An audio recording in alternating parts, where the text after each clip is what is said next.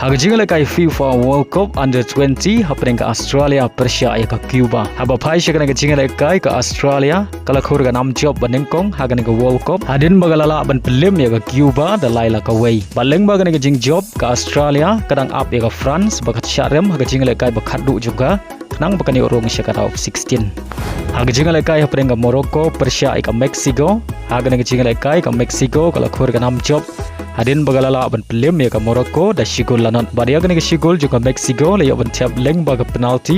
haga minit ke basan thaway Henry Watla ke Morocco ke syare mangkan ke jingle kai kala yo ban Rung syakara of 16 rengkat bad ke Mexico na ke grup C.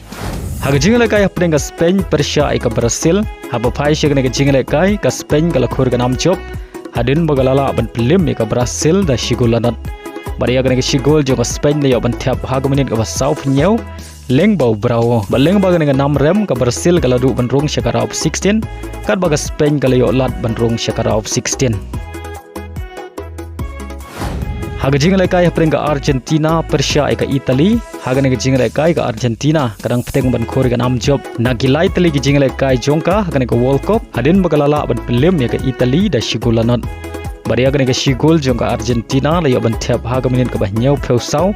leng bau gorosito Henry Watla ke Italy ke syarem haga ne ke jingle kai kadang yo lat ban Rung syakara of 16.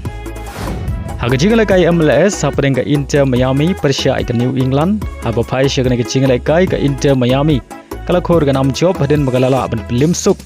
ya ke New England